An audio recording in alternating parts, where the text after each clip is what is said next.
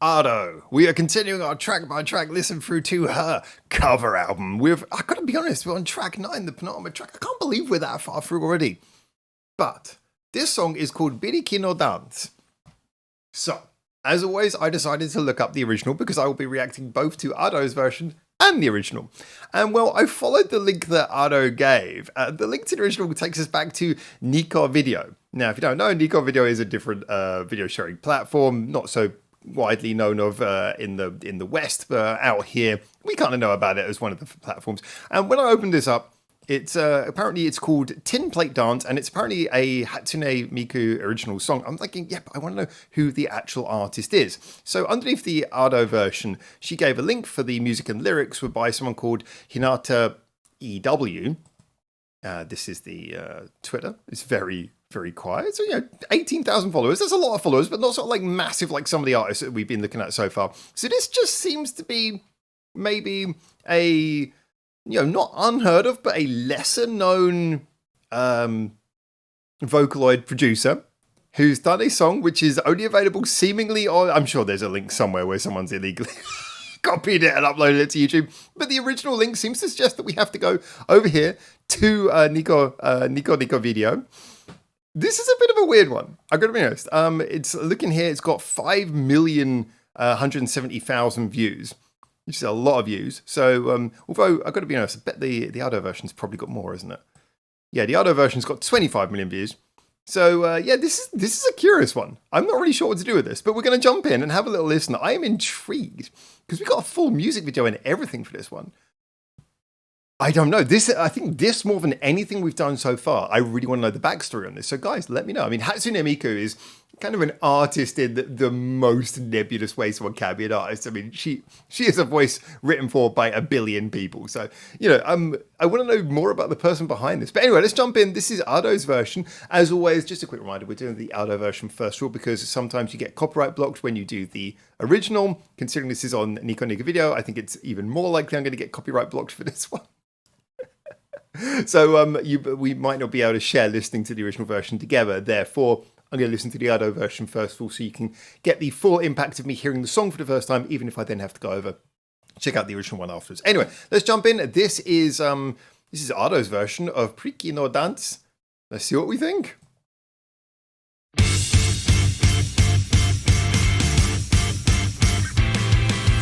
Biriki no Dance. That's got a very sort of modern, maybe even Vaughan-esque feel.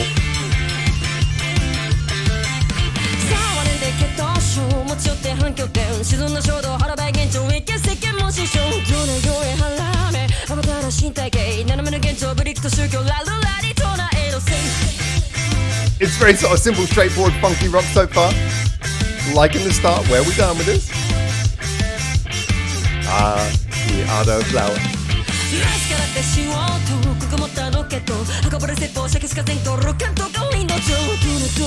I feel like we're building up attention for a sudden explosion.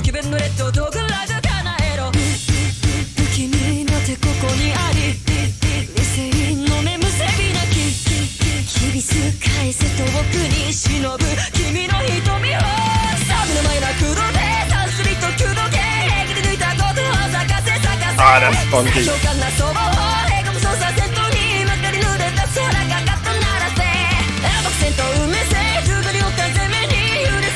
Loving that quick delivery.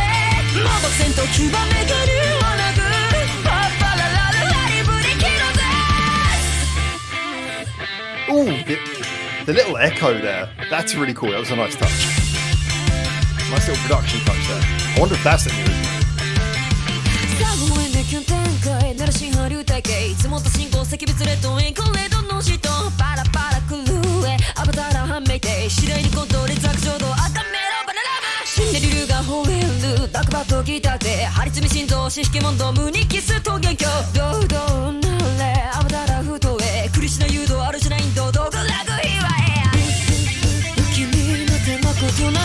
Okay, following this kind of similar structure, but I do like the chorus as a payoff.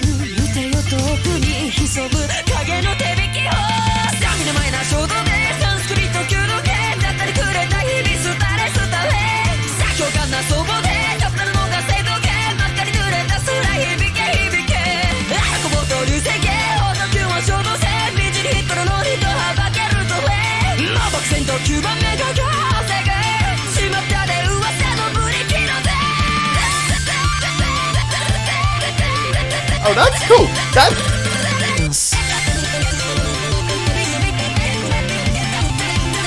it's kind of the vocal.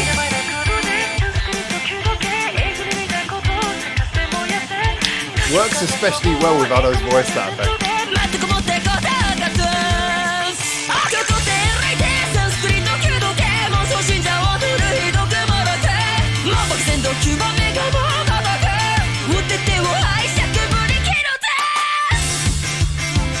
Okay, this is really interesting. This is really interesting.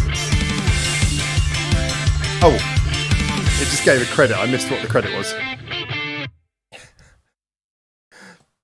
Okay, I want to see what the credit is before I say too much about this one. So oh, that's the video. Okay.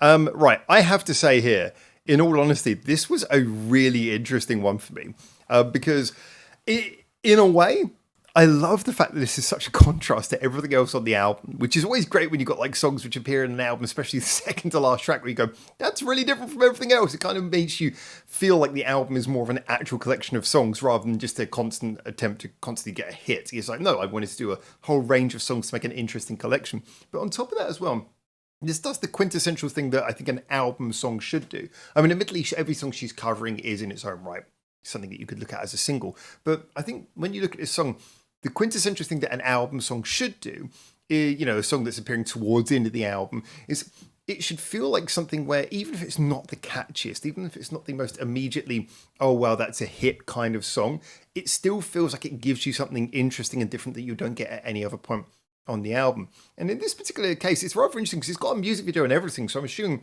they did really want to push this song. But I wouldn't say it's especially catchy or anything like that. What it is a song that's all about keeping the momentum going. You know, it starts off very quickly. Instrumentally, there's not much going on. It's just kind of guitars, a little bit of funky bass. In fact, I'm kind of surprised it's a Hatsune Miku song, so I'm really interested to see if the original is similar or different. Because it just starts off as kind of like this sort of funky rock song. Sounds very much kind of like arrangement-wise, not necessarily songwriting-wise, but arrangement-wise, it feels very much like what you'd expect from like a middle-of-the-road kind of normal indie band. You know, just sort of like a slightly jangly, low distortion guitar, kind of a simple bass. Even the second, sorry, I've got this weird like ulcer in my mouth. It's making it a bit weird to talk. But even the second verse, how the second verse is not that different from the first verse. And in almost all of the songs we've had so far, what you usually expect from J-Rock, the second verse tends to switch it up somehow from the first verse. I mean, we just come from the last song before this was a TK song. And TK, everything's changing all the time. But this is a song where it's like, no, second verse is similar to the first verse. Just kind of sort of keeping that groove going, keeping that momentum going, keeping that kinetic energy running throughout. And so for me, this was a song that was very much just about kind of just keeping you bobbing your head, not doing anything that's like, oh my God, I have to come back and listen to that chorus again. Not doing anything where you go, oh wow, that's wild what they did there. Just instead giving you a song that from start to end just kind of gives you a nice kind of sort of foot tapping vibe. Yeah, this was a simple pleasure that really worked. I thought it was rather interesting how when we got the bridge, we got that bit where they use like the production to play with the voice, and you got that kind of chopping thing going on in the voice. I thought that was especially effective because they were doing it with Ado. And when you do there's different ways of doing it, but what was usually called a chopper effect, where you have a sound and you break it up, or you sort of maybe loop it with like little sharp stop starts in between. That effect obviously is mostly how powerful it is dependent on how full and thick the sound is that you're chopping up, because that's obviously how much contrast happens between each time you stop and start it. So when you've got a big powerful voice like Ado's, where it's like it's this round sound and then you like cuts in between, it's very impactful. A lot of the time when you hear that effect done, it's usually done with something like a big powerful like electric guitar or something like that, or a really loud synth, something where the cut is very distinct and noticeable and has the maximum contrasting effect when it goes on off and on. So moments like that, it just felt like this song felt like it was maybe written as a kind of an indie band kind of song, but it just suited Ado so well. Not the sort of song I would normally associate with Ado, and yet it just suited her so well. So I'm very interested to hear what the original sounds like. If this is a Hatsune Miku song, which actually is based on kind of like an indie sounding band sound, that would be very interesting. Because I usually associate Hatsune Miku, obviously, with more Vocaloid writers. And obviously, when you've got a Vocaloid writer, they got the full suite. They can pick any sound they want. So as a general, you tend to have very lush and very creative, over-the-top arrangements, which is part of the part of the joy and part of the, I guess, sound of the Vocaloid songwriting community as a general. But there's no reason why you can't do that with a more stripped back and very straightforward sound like this. So anyway, we're going to check out the original, and hopefully we won't get copyright blocked. I don't know, this is the first time I've ever done anything off of Nico Nico on a reaction channel, but hey, we got to go with what they give us. Let's see what it sounds like the original. If it sounds exactly the same, but just Hatsune Miku's voice, I mean, we all know Hatsune Miku's voice, so if it sounds exactly the same, I might cut it after the first chorus, but let's see.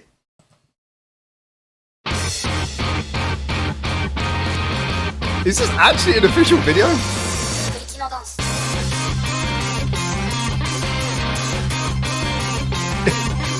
I love how this looks so indie.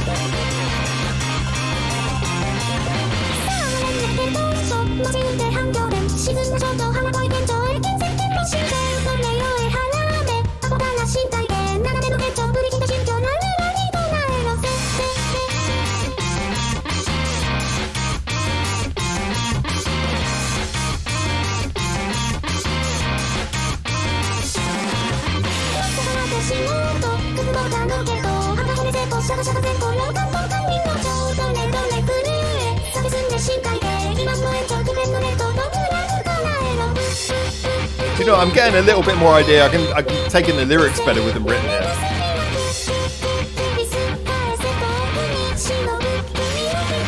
Oh, those got to be fake chat comments up above.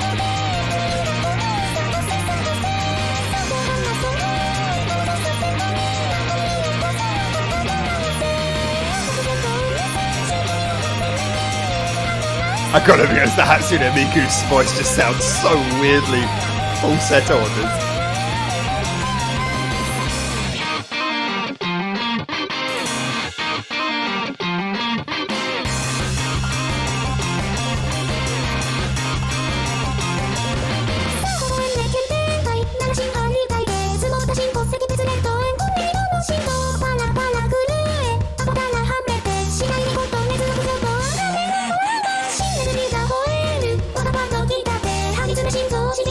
Yeah, it's really hard to make out with this song because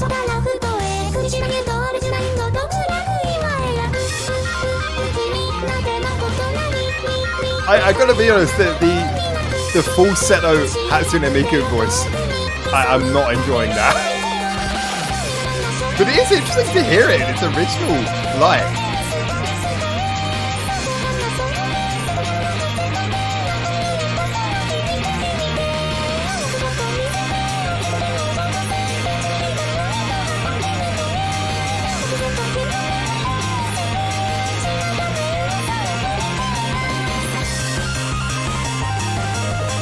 And do you know what? I don't know whether it's just the mix, but I'm hearing, like this synthesizer, I'm hearing the other sounds a little more clear on this version.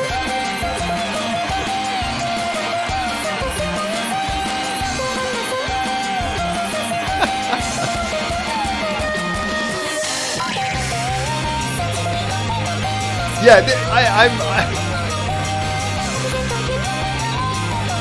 I mean, this is very popular, but I wonder how much of the popularity of this comes down to the lyrics. The music is good, but definitely if this was the only version. Okay, so yeah, if that was the only version, I like dirt. What a weird thing.